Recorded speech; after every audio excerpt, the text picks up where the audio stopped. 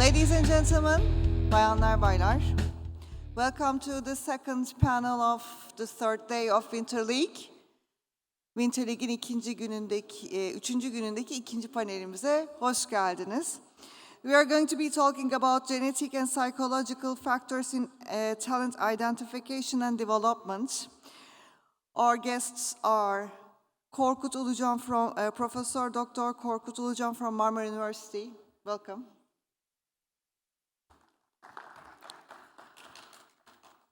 Professor Dr. Rıdvan Emekçi from Pamukkale University.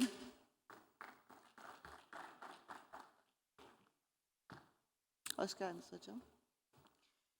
Michael Lindemann, Performance Director from Strida Biolabs.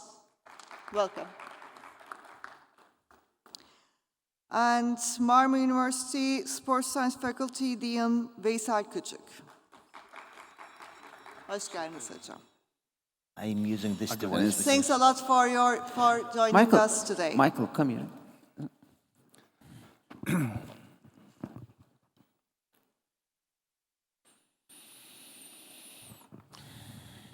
Herkese tekrar merhaba değerli arkadaşlar. Üçüncü günün ikinci oturumunda beraberiz. Şimdi genetik ve psikofizyolojik faktörler yetenek seçimi yönlendirme sürecinde başlıklı oturumdayız. 3 değerli konuşmacımız var. Ben zamanı verimli kullanmak adına ilk sözü Michael Lindemann'a veriyorum. Yes. I can start? Okay. Very good. Okay, first of all, I would like to thank Winter League for inviting me and let me tell you and share something about my experience using DNA in professional football. And I put together some slides. When I first started 25 to 26 years ago, training was the focus for control. So we did training and we hoped that we had success. Sometimes, if the success failed, you had the discussion, we trained too much, or they're tired, so we altered the weak training. And then we hoped for success. So then, evolving in my years in football, all of a sudden performance coaches came up and we started to know the player a bit more. So we started to do pre-training to see if the players were ready to train to have this success. So we did urine testing for hydration, we did counter movement jumps, we did omega wave heart rate variability, all these kind of things to see if they were ready to train and then hopefully had success. Then in my time at Fulham, we always had every week, there was a company coming to us and present a new system or a new thing we could use for training and everything. But after 20 years of experience, you know within 5 minutes, this is too much hassle for too little information, or this could help me. And at one point, a firm came to us for DNA testing and genetics. And instantly I thought, this is something I need, because DNA is what you were born with, and with this DNA you will die. This is you. So, to give you an example, I don't know if you know this guy, famous in England, Winston Churchill. This guy was overweight, drank alcohol, smoked cigars the whole day, didn't exercise. I don't even think he ran in his life for a kilometer and never had a diet. This guy died at age 90. Then here you see Jim Fixx.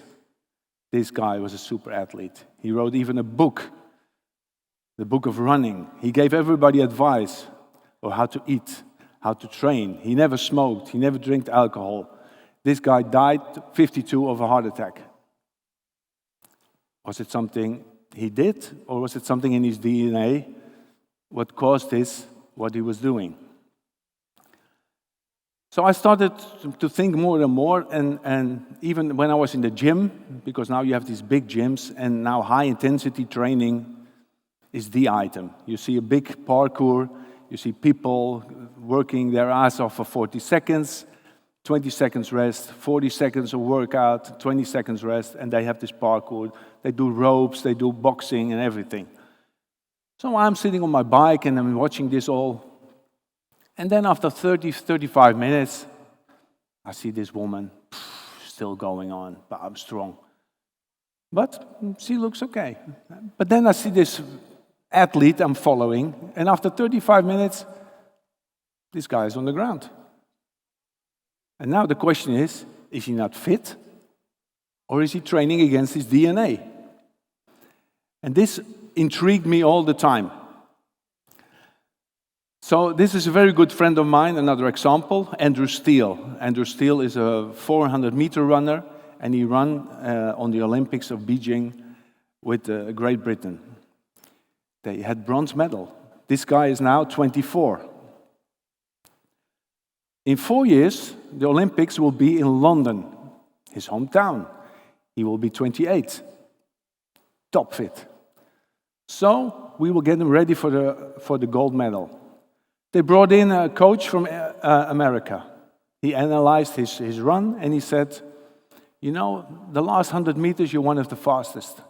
Your first 100 meters are very bad. So we're going to work on your first 100 meters.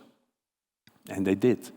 He started to do starting speed. They did acceleration, the first 100 meters sprinting. He was sprinting, doing plyometrics, power training, everything.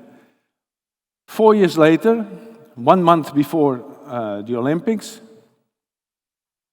this is the same guy.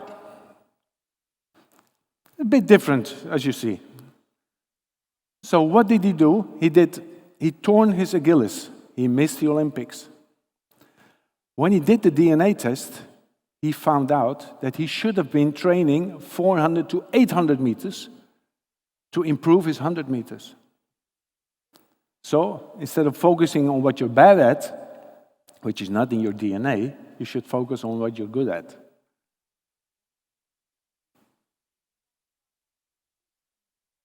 Then everybody has assumptions about taking supplements, how to eat, how to sleep, and everything.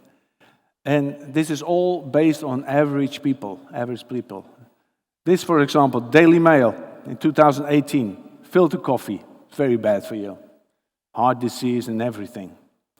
In 2019, same paper. 10 reasons why everybody should drink coffee. It's good for your heart. They don't know. I know from, if it works, that there's a certain gene expression, this one, that if you take the average, okay, if you have 4 cups of coffee, your liability to get heart disease is a bit above average. But you know, in DNA, you always get something from your father and you get something from your mother. And if you're lucky, or if you're not lucky, it's depending, you can be a slow metabolizer. Probably you know it yourself. If you take an espresso at 8 o'clock in the evening, you cannot sleep until 1 o'clock. You're still awake. Your metabolism is very slow to break down the caffeine. You can be a fast metabolizer. You can drink a cup of coffee, espresso at 12 o'clock in the evening. You are asleep at 12:10. You're a fast metabolizer. It breaks down. This is genetically in your body. But always they take an average, so they don't know. But it's good to know for me as a coach, because all the players take caffeine. The slow metabolizers, they should drink caffeine around 3 hours before the game to have influence on the game. If they drink it 1 hour before the game, the game is finished. It still doesn't work, and they're in the bus back to the hotel singing karaoke and are hyper. The other guys who are fast metabolizers, if they drink it 2 hours before the game, it's already gone. they should take it maybe just before warming up. So, good to know. So for me, instead of training focus, athlete focus, genetic was my first focus, because this is something I could work with. And then I will map the athlete, alter the training, test the athlete again, and then hopefully have success. So, discover his DNA, map the player of how he is, change his training and environment, and then you will improve.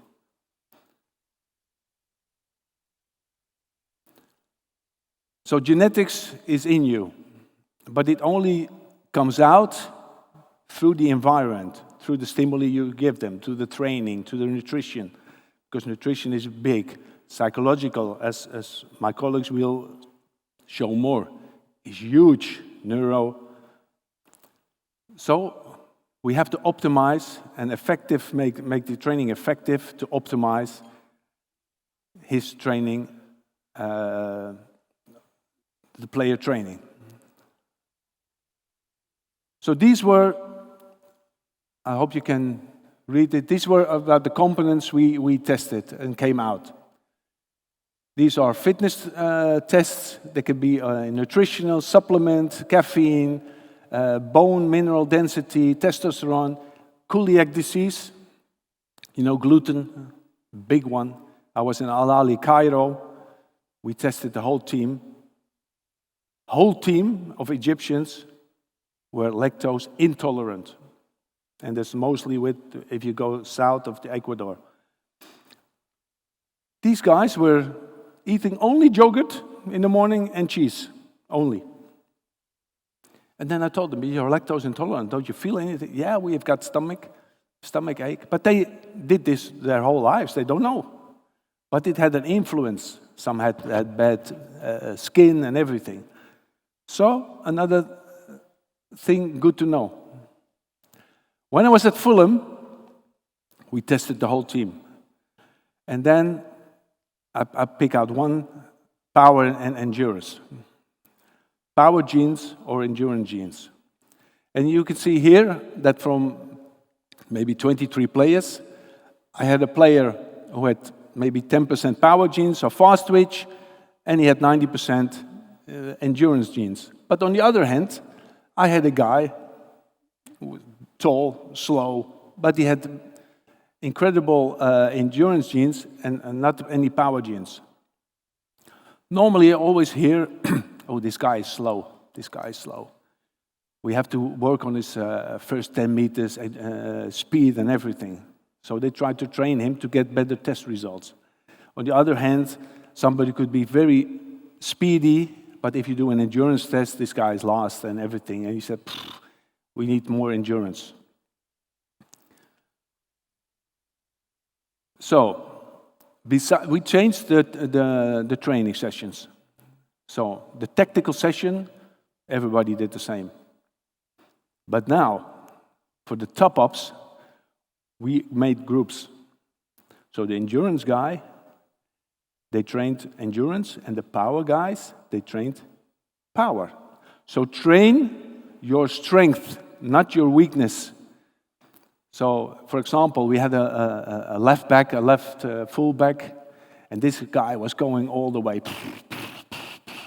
And always we had to change him after 60 minutes. Through DNA, we knew that he had much power genet. So we tried to strengthen him in his strength. So in the top-ups, we do 40 meters. And you will see these guys love this kind of training. I had to stop it, and they said, no, I can do a couple of more. No, stop. And the endurance guy, they love to run. And it's the same with all of you. You know inside your DNA. So if you go to a fitness center, for example, and you always have these fitness coaches, okay, I want to lose weight and I want to be more fit. Okay, I learned this in school, we're going to do this on you. You're going to do this. Okay, I always did it the other way, already before I knew about genetics. When somebody came to me, I always asked the question, okay, what do you want to do? You want to play squash or you want to play tennis? Yeah, I want to play tennis. Okay, so that gives me more that he's an endurance guy. And when we were in the park, I said, okay, we can go here up the stairs 10 times. I've got some kettlebells and put them some music. Yeah, let's go for it. Or we could run around the park and have some. These guys will tell me how to train them instead of me telling them how to train. And then there was let's go. So this is an endurance guy. So always listen to your players. I'll take another one. Injury risk.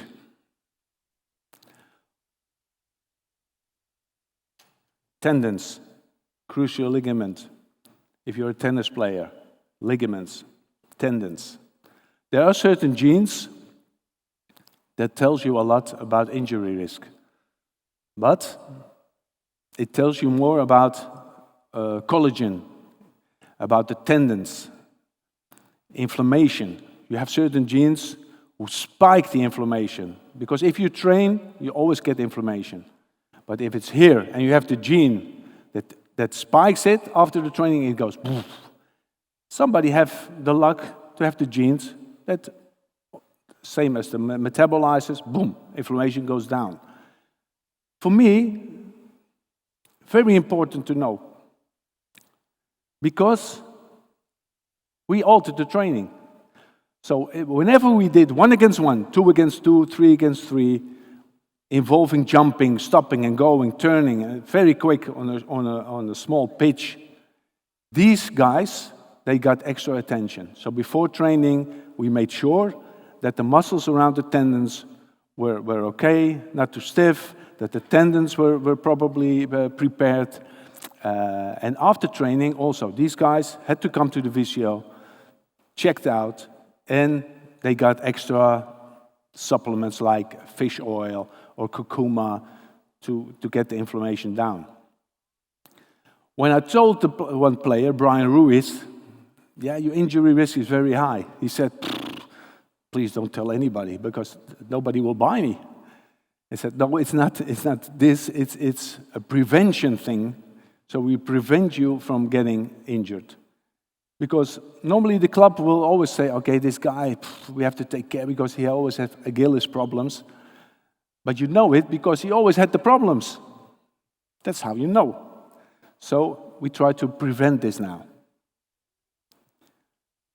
We did with Ajax, the under 18, we did also DNA, and we did a test.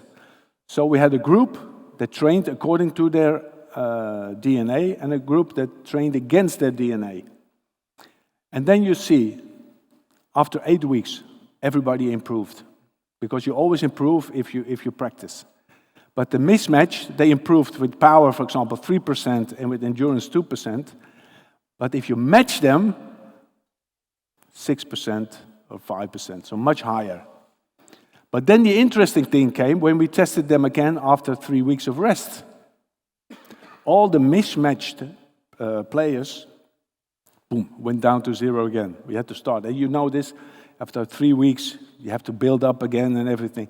The matched players, they only lost maybe 1%. So this was, for me also, a big eye-opener. Now I come to mentally, which later on these people will talk a bit more. In Holland, they tried to, they always did biofeedback with the elite military. And the elite military, they were responsible for hostages, so to release the hostages. And then during the DNA, they found out that you had a gene, a warrior gene or a warrior gene. It sounds the same, but one is overthinking and one doesn't think at all. And that has to do with the neurotransmitter, who breaks down these catecholamine, difficult words. So they wanted to know, because they wanted the middle, and Professor will show you. To explain it in a player, this is Kieran Richardson, player of Manchester United. This guy had 90% fast twitch, 10% slow twitch. This guy was the fastest player in the Premier League. Didn't make it in United, but we at Fulham, we took him. Okay. Now this guy had 2 hamstring injuries. And everybody is always talking about, okay, is his quadriceps maybe too strong for his hamstring, or maybe because he's not fit or he's too fast, he always pulls a hamstring. You know, this is the biggest discussion in football, hamstring injuries. And I always thought, now there's something more, because this guy had 2 hamstring pulls 5 minutes into the game. So not in 85 minutes or whatever, no. And he was working hard now after 5 minutes. And strangely enough, he had it against Man United. So against his former team. So this tells me that neurologically, there must be something wrong with this guy. Is he a warrior or a warrior? So also, is it something that can detect a talent? Yeah, I'm always very safe with this, because can you tell a child you will be a champion or you will be? No, it can direct you into a type of sport. But I would never say, for example, if this guy loves to run and he has more power, but he doesn't have endurance genes, I would never say, don't do it. Okay, let's do it, but you have to train this way. So never take away his dream. But probably you will never get a gold medal. That I can be sure. So it's always nature versus nurture. And that what I mean is talent, but the environment must be perfect. This guy, Kawachi, he was the first from East who win a marathon in Tokyo. I think time 2 hours and 8 minutes. This guy, high VO2 max, fast recovery, low injury risk, high endurance, he's got everything. This could be his brother. Could have be the same DNA as him. But this guy, he's a farmer, he has rice, he smokes, he's okay with this. So the environment must be perfect to exploit and put your DNA to the test. And training, skill, age, weight, sleep, all these kind of nutrition, all very important to make your talent work for you. Because always at the end you see a lot of guys who have talent but don't work for it. For example, they found out that Jesse Owens, who was in 1913, was a sprinter. He had the same mechanics as Carl Lewis. But Carl Lewis ran faster. How? Because he had a better environment. He had better shoes. He had better track. He had everything better. Maybe the one guy worked harder, the other guy didn't work harder. And this is also what they tell in football. Hard work beats talent if talent doesn't work hard. And with this, I want to end this, and I will give my colleagues the stage. Thank you. Thank you your presentation, Michael. Şimdi Profesör Doktor Korkut Ulucan ve Profesör Doktor Rıdvan Ekmekçi hocalarımızın genetikle ilgili, spor genetiğiyle ilgili sunumunu birlikte dinliyoruz. Okay. Sorry. We're going to present it together. And you might wonder about what is these devices. I'm going to talk about later on. But this is that just Michael started. The question DNA test is helpful for choosing the talents. The question is this one. And you will find the answer, I think, is in this presentation. Okay, first of all, we would like to talk about what is DNA and what we are doing actually. We are here as a team, and when I started to work with the players, first step is their DNA, and then we take the sample, and then I just pass the sample to Korkut, and then he does analyze. And then I start with this analyze and then reading it and then explain it how is biologically powerful and weaknesses, good part and the other features. Yeah.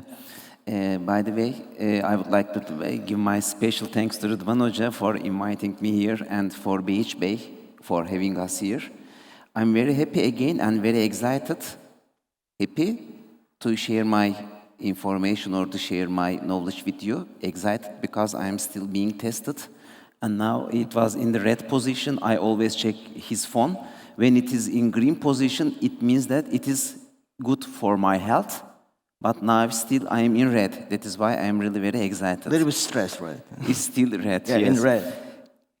And by the way, at the end, he will make what we are doing record, he will give information. And really, I am very happy because when we start the DNA analysis in our lab within the year 2006, it was really very, we were thinking that we are in the very beginning part, but now the coaches, the personal trainers like Michael here, I am really very happy because most of our trainers, most of our managers know heavy information about DNA. And as Rıdvan Hoca says, we can analyze different personal traits like endurance activity, not just analyzing endurance activity. Can we improve the endurance of the athletes or the player? Or we are just forcing the borders because we can cause some systemic problems, cardiovascular, etc. At the same time, okay, we are preparing our athletes, but at the same time, we should provide their health condition in much more stable pathway, right? So I want to give one example of what is important of the genetics.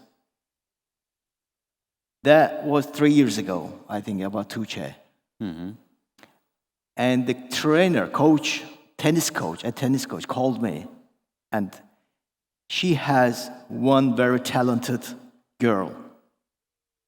And she's playing tennis, but all the time during the game, match, and she is really struggling about the focusing and concentration, and then starting to cry. And this happens after 30 minutes. And then I said, okay, let's check. And we took the blood, and then I sent it to Korkut. And then when I see the report, her endurance is almost zero. No endurance. But her power, sprint power, is 95%. And then I went to that city close to Istanbul, Izmit. And then I met a session with the family and the coach and the girl. And I said, you are not a type of girl that you cannot be the tennis player because you don't have endurance. But in your body, you have power, and then you need to do something like sprinter or whatever, swimmer, short course or something. And then she said to me that she was 9 years old. She said to me, I am feeling like I'm flying when I am run. And then I said, okay, stop here. We need to make a test. And then I took her and I called my friends from the National Athletic Federation. And then we did test. And then 6 months later, she became third place in Turkish championship without any extra training. And this is that maybe give answer how important genetics. So for example, if you wonder what is sports genetics, and if you Google it, you will firstly find alpha-actinin 3 gene. It is the maybe Nobel Prize winner of sports genetics or golden boy of sports genetics. But it is very important for us because this gene gives really a lot of information about the muscle capacity of the athletes. For example, we have some different forms of those. Athletes, as Rıdvan Hoca gave the example, he said that the girl was a bit full of sprint activity because her ACTN3 genotype was on the left side for me. It was RR, as we say. Not only her, we have Yeah. plenty of them just after that because there were many athletes that we did analysis, and then even in their brand, and then even in the like football player, we can say that's still how much they can perform better, 100%. Sure, sure. But of course, we just do not analyze that gene. We analyze many, many different genes, and as a combination of those, we can speculate or we can predict about an athlete's capacity. This one, for example, as Michael said before, mentioned, the injury is the greatest problem in not only for the players, but also for the club side. It is very important. But we have some different approaches here because, okay, we may be prone to injuries, soft or non-contact muscle injuries, okay, but it doesn't mean that we won't train. We will train depending on those metabolic activities.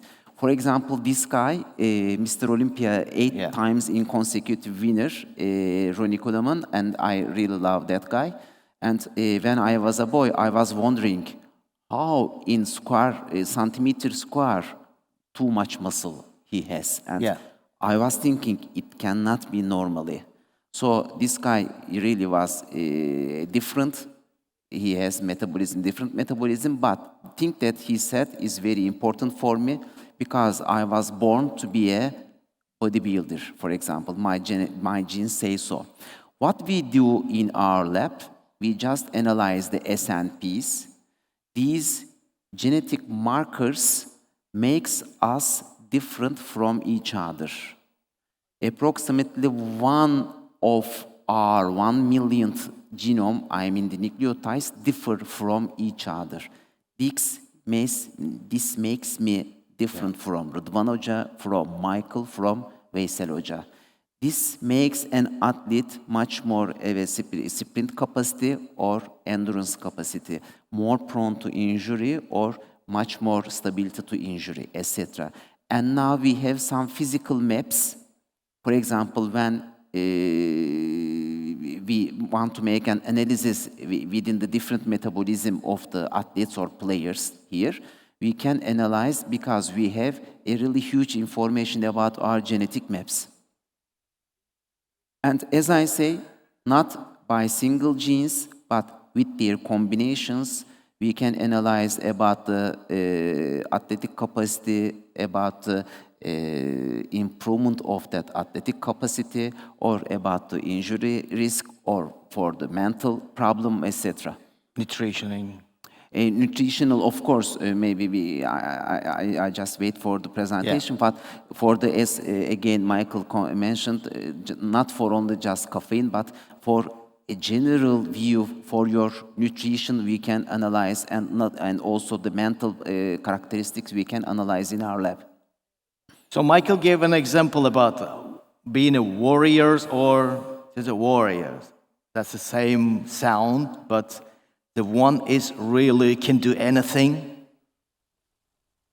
but other one is afraid of most of the thing. Can we just play video, please?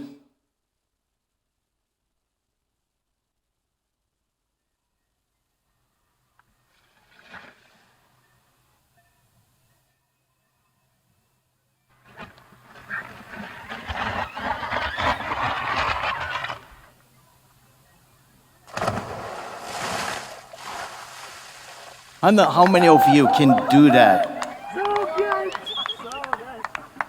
Okay, we can stop. Are you that type of warriors? I won't do that. So I don't think it's only one we have. We have I can, yes. I won't second. do that. Second. Again, the video. Yeah. Even if I said I can't do it, you need to prepare yourself. As a warrior, it doesn't enough that, okay, I'm all right. I'm always ready. I'm crazy. But doesn't enough. You need to learn about physics. You need to prepare yourself physically strong. And mentally, you need to get on focus. We are calling that in the flow zone. That's very important thing. And we learn from the genetics, and then we plus add this psychometric tests, and we learn about how good you are in the flow zone. You're getting in the zone. The device here in my head, you see. Now can we show that the picture over here? During my presentation, just can we put that device? You will see that's my brain wave now. Because of this device, as you see here, and you can see even the number of my attention focusing. This is, if I am focused on some spot and then my brain produce beta level brain waves, the numbers goes up. But when I just switch and it goes around and just lose my focusing and concentration, it goes down, as you see with the number. Directly, this device is EEG device. And generally, you can see that in hospitals, but this one is mobile version, and there are plenty of different type of, the brands. But this is NeuroSky 2. It's very easy to use. And now I want to ask you, who want to try this one? Please, come here. And we will do little tests. Like when I'm using this device with the kids, they don't like this. I'm doing test. It's not a test. We are just playing. It's fun. Okay? So, can you put the device again over there? No, you're here. Come here. Come here. It stopped. It stopped because there is no signal anymore. And now we will see. Okay. Very good. Yep. It's getting, yes. Now it's on, and with the brain, can you just focus here? Just one spot. Focus. Yeah. You see the number? It's going up. 80, 100. Perfect. Perfect. The thing is here, it's a one time focusing, and it reached 100, is the concentration continuously. How can do it? For instance, for the using penalty, and then you are really stressful, and then can you focus to the goal? Or did you make an imagination, a strategy before? I want you to just close your eyes. As a football player, okay, relax please. You're a little bit nervous, it's okay. Okay. You are in front of the goal, and then there are goalkeepers, no air here, okay? You are a penalty time. Okay. Just use that penalty.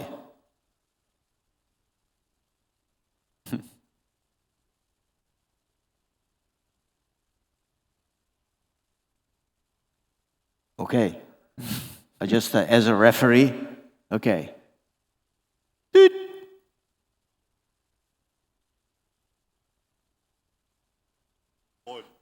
Yeah, he scored goal. Very good.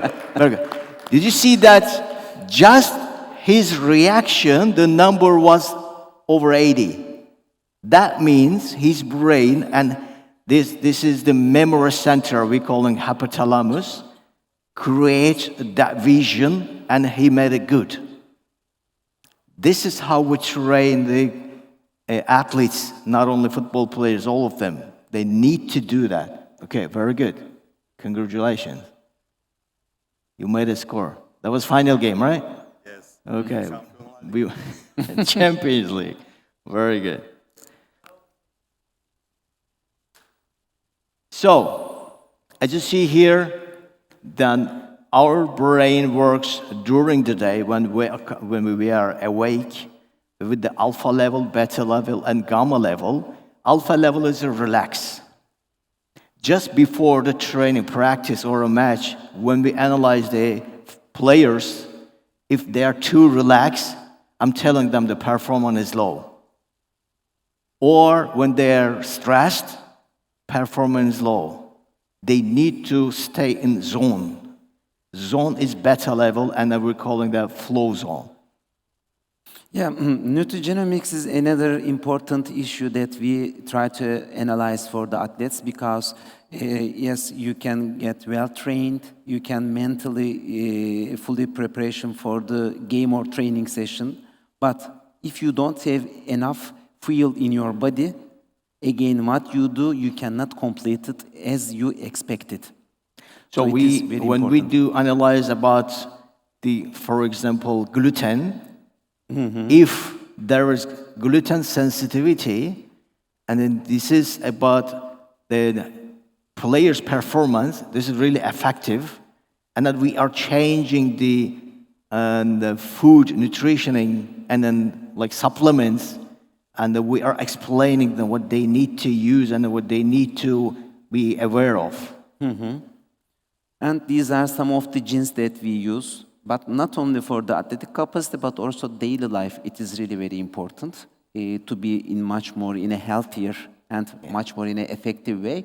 You need to always make you ready for everything. So that is why we need to analyze some of important genes to have to appreciate nutrigenomic or nutritional habits.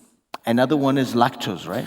Lactose, because in area in geographic region, most of the Turkish people have lactose intolerance. That is important for our side because sometimes when you are in childhood, FMF is another genetic disease. The symptoms is really very close to each other, and try to understand the nature takes a long time. But for our athletes, we try to analyze the lactose, caffeine, as Michael said, and also the folic acid is very important for the muscle development, for our nervous system health. It is really very important, and mainly we focus on those important parameters, but also for our daily life, for the sedentary people, we can analyze those genes and to understand how much, for example, in one portion of your food, for example, dinner should contain the percentage of protein, lipids, or carbohydrates, etc. We can also have information depending on our gene.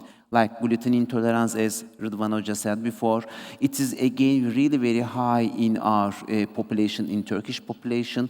We mostly not maybe a strict cut, but also we do it with adaptive pathway. So it is really very important. As I said, lactose intolerance is very important. And also caffeine, I think the other caffeine is very important because as you know, caffeine in WADA, World Anti-Doping Agency, put it in the doping list. But when the athlete says that, hey, what are you doing? We are caffeine-dependent people. So now they are watching now. They didn't give up it, but they are still watching. So it is very important for our side. But the thing that we today focus on the mental health of the athletes. So depending on the not only the physical pathway, but the mental pathway is very important. And for this part, we should get rid of the injury activities because it is very important. Most of the athletes, the players says that, for example, if we make analysis and if we say that you are very prone to susceptibility, you have susceptibility to any kind of disease injury, they say that, oh, can't I be an athlete or what else? No, you will get trained depending on that.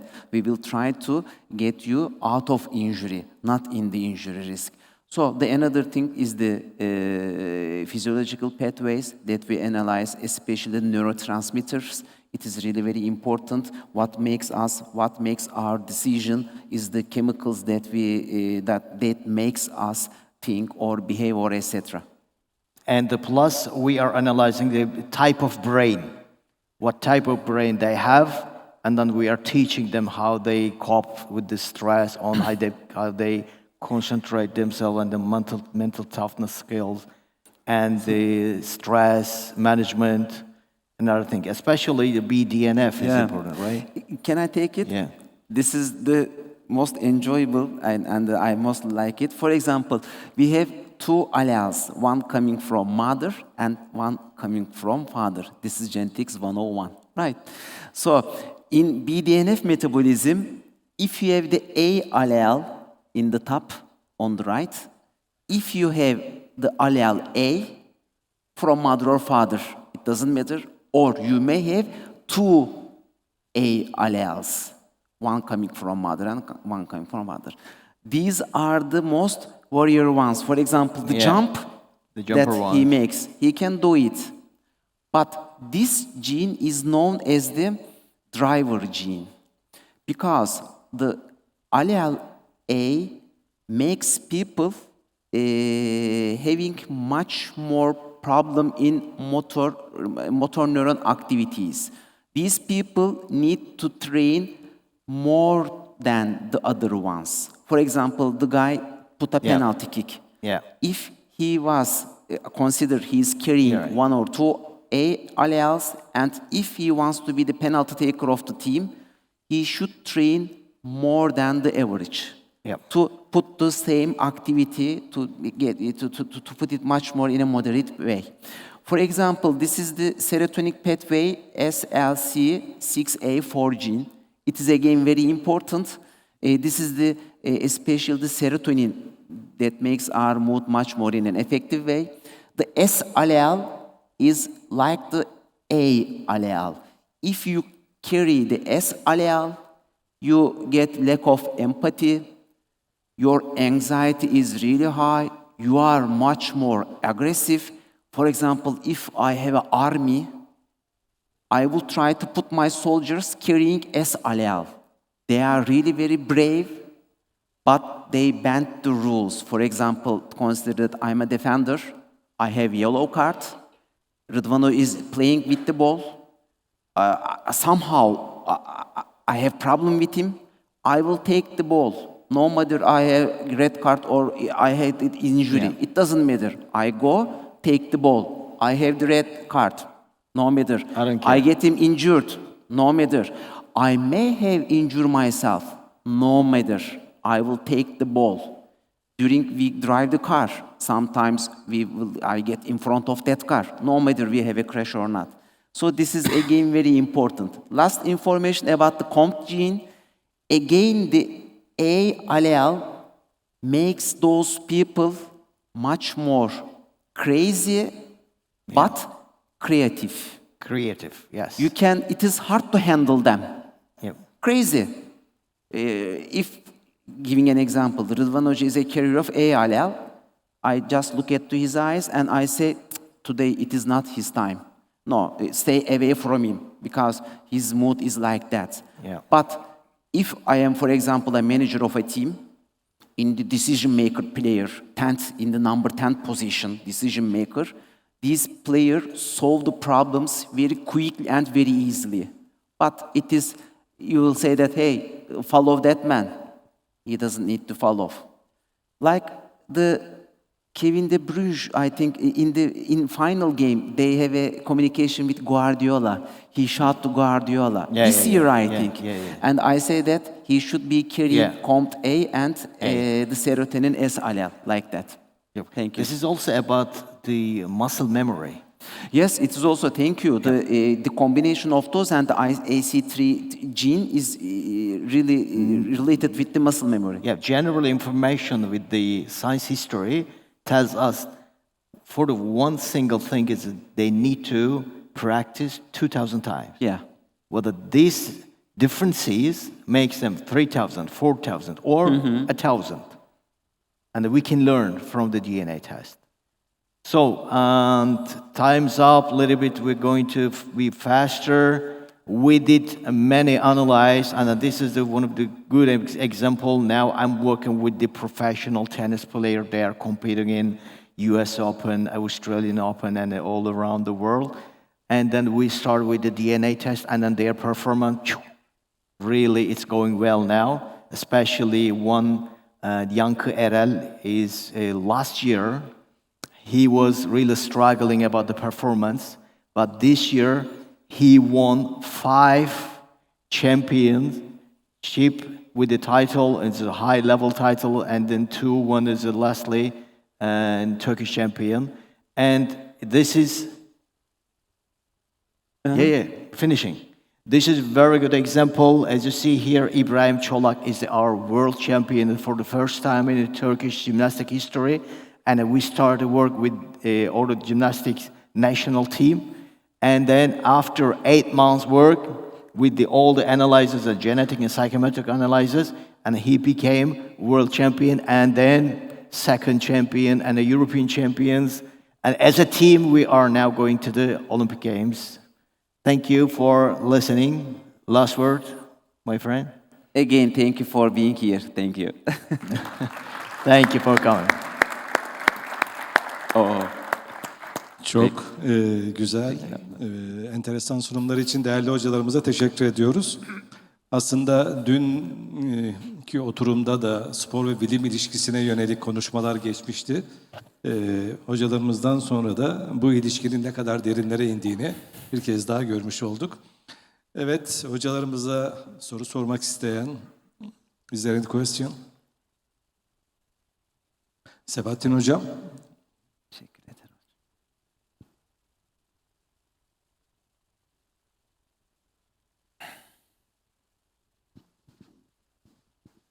Spor genetiğinin ekonomik boyutunu mu soracaksınız Sebahattin Hocam? Thank you very much. Good presentation. Thank you. I want to ask about what do you think about the genetic in doping? And, I think so. Usain Bolt used to be genetic doping case. Do you think? Thank you. First of all, let me answer. Right? No, If you you don't feel- mind, you thank feel- you, thank you. You're the expert, my It friend. is actually FDA first approved the gene therapies 2 weeks ago for sickle cell anemia and beta thalassemia.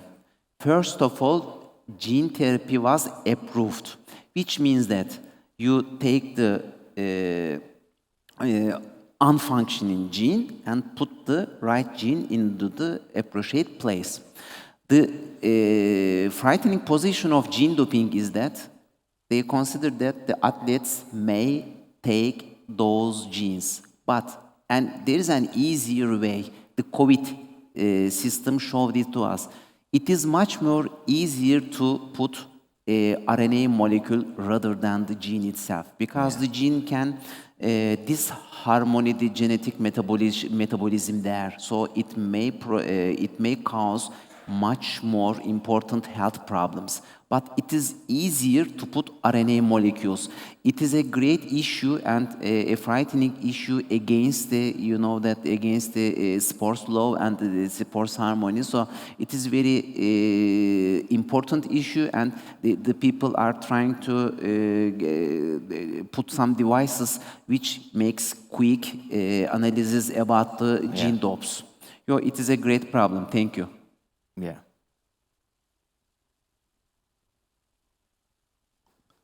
Evet. Hi, good morning. Thank you very much for the fantastic presentation to all of you. I have more a curiosity, The professor Ridvan shows us at the end that work with some athletes, And I wanted to know, what is the percentage of team that comes to you to ask your supports to improve the performances of the team, and what is the percentage of individual athletes? Yep. Okay. Thank you. Thank you. Thank you for a very good question, because I think this one is not only in Turkey, I think in the world it's that In the world, same yes. problem. Now I'm working with individually with the athletes from Vietnam, Korea, Kosovo, Germany, Norway, US, Spain. But any team didn't call me, we want to work with you and with the long-term project. They are always asking me, okay, 1 or 2 seminar, can we make a difference? Can you just like touch it like a wizard, you know? And especially Turkish clubs calling me, and they are asking me because there is a mandatory rule from the Turkish Football Federation. They need to have psychological consultant, but they want only use our, certificate. Not that much. I think it's some of them using this kind of experts, but not for a long time, not for everything, not just for this scientific part. Sometimes helping to do players, but for me, it's now I don't work any teams like for last 5 years. I only work with the individual players, golfers, tennis players, football players, basketball, volleyball, and recently it's 74 individual athletes. Yeah, thank you very much. I was pretty sure about the answer. You know? Yeah, I knew. And I find that quite curious because Yeah. football, for example, is a sport, is a team sport, but played by individuals. So in the moment you can improve each individuals, then you automatically improve the team, right? Yeah, I'm working with the football players individually. Yes, Not as a team. that's the thing. Yeah. But if you Maybe the way Seloja can answer because he is very close to some of the clubs. if you can tell us why. I mean, I have my own experience and I find that funny because again, if you work to improve each individual, automatically you will improve the team.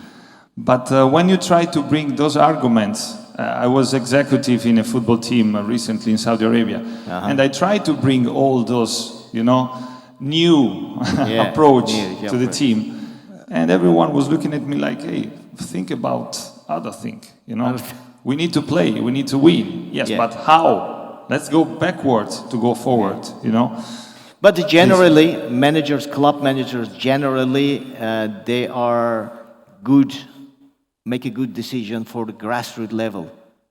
They can do it, but with the professionals, I don't think because they are earning a lot of money, they don't need to get more. Please. Thank you.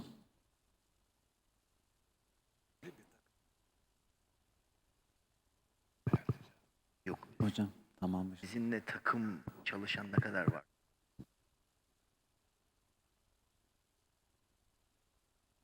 Çalışıyor sizde. Kısa bir cevap vermek istiyorum aslında. Takım düzeyinde çalışma ile ilgili soru sordu yanılmıyorsam. Aslında ben kendi konuşmamda da bahsetmiştim. Yani futbolda sorry. We can talk about the outside. I think I will finish the okay. Hocamın da bir sorusu var. Son soruyu değerli hocamdan alalım. Ondan sonra zamanı doğru kullanmak adına. Öncelikle çok teşekkür ederiz. Harika bir dinleyiş oldu benim için. Çok özelde de Korkut Hocam'a çok sorular soracağım. Şimdi ben bir teknik adamım, eski bir futbolcuyum. Yıllardır alışılagelmiş işte kamp dönemlerini, oksijeni daha yüksek yerlere gideriz. Ki bunun aslında normalde Veysel Hocam bana yardım ederse sevinirim. Bir 15 günü falan geçmesi lazım ki bu kan-oksijen ilişkisi başlasın. Ama biz bir haftalık kamplarla nasıl beceriyorsak geri geliriz. Evet. Şimdi bu çok yıllar önce İtalya'da şöyle bir şey oldu. Kan dopingi. Yıllar önce işte gittiler. Önce takımları götürdüler. Sonra biz niye oraya gidiyoruz ki? Orada zaten yaşayanlar var o kan grubundan diye. Önce kendi oyuncularından birçok ülke yapmıştır tabii bu olayı anlatıyorum sadece. Kanlar alındı. Daha sonra sezon arası enjekte edildi. Aynı performansa ulaşabilmek için. Daha sonra oradaki yaşayanlardan alınmaya başladı. Bu tabii yasaklandı daha sonra. Bu bir illegal bir düzene doğru gitti. Şimdi benim sorum şu. Böyle işte bir geni çok yüksek, bir geni aşağılarda. Gen biliminde bu iş suistimale açık mı? Bu karşımıza çıkacak mı ilerlerde? Bunu çok merak ettim şimdi doğrusu. Böyle bir soru sormak istedim. Soru Türkçe geldi. Türkçe mi cevaplayayım? Heh. Şimdi teşekkür ederim hocam. Hatta şöyle aletler yaptılar, bu yüksek rakım aletleri. Ancak onların da aslında beklenen performansı vermediğiyle ilgili bilgiler var. Ama tabii ki de bilimde bir bilgi varsa onun karşıtı bilgi her zaman geliyor. Bu tartışılacak bir konu. Şimdi kıymetli hocam, sizin futbolculuğunuzda sizin oynadığınız mevkiyle aslında fiziksel özellikleriniz birbirini tutuyordu. Belki sizi hocanız yönlendirdi. Boyunuza baktı, posunuza baktı, ayak kuvvetinize baktı. Bu legal bir olay mı? Yani etik bir olay mı sizi böyle yönlendirmesi? Veya ben geldim, dedim ki hocam benim boy posum bu. Ben atak oyuncusu olmak istiyorum. Hayır Korkut, sen defansta duracaksın, burada daha başarılı olacaksın. Size itimat ediyorum. Şimdi sizin yaptığınız etik bir olay mı? Şöyle cevap vereyim hocam. Biz de Ozan Kabak'ı ilk Galatasaray'a aldığımızda santrofordu. İşte bakın. Biz de onu savunma oyuncusu yaptık. O şu an bu etikten çok memnundur büyük ihtimalle. Kesinlikle etik bir olay yaptınız. Öneri bulunmak, tecrübenin önerisi gibi doğru bir şey var mı? Siz çünkü bu işi bilen bir kişisiniz. Aynı olay bize belli bir gen kombinasyonu gelse, bu da benim için siz nasıl morfolojik olarak gözlemliyorsunuz? Hocam nasıl beyin dalgası olarak gözlemliyor? Hocam nasıl koşu mesafesi olarak gözlemliyor? Ben de genel olarak bakarım ve uygun bir pozisyona koymak benim en doğal hakkım. Şu var kıymetli hocam, bir yarışçı vardı, Güney Amerikalı bir hanımefendi, kadın özür diliyorum. Testosteron oranı çok çıktı diye mahkemeye verildi ki testosteron düşürücü kullanın dediler ki ben de orada aslında bu bir müdahale, hatalı müdahale. O dışarıdan almıyor o testosteronu. Vücudu üretiyor doğal. Asıl ona o önerilen şey yanlıştı. Sen testosteron düşücü kullan. İşte bu asıl müdahale budur. Doğal. O yüzden genler de doğaldır.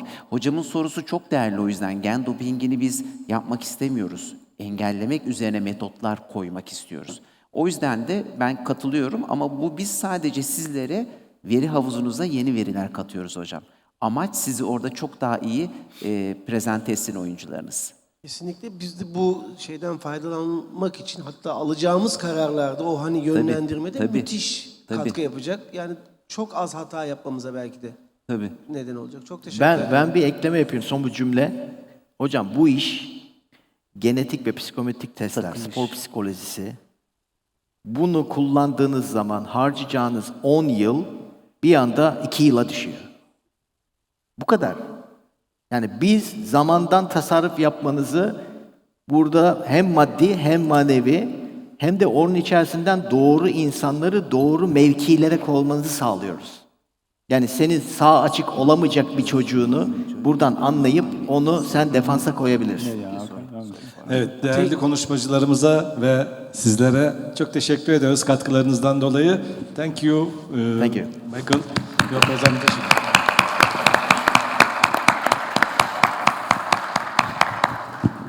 Sağ ol hocam.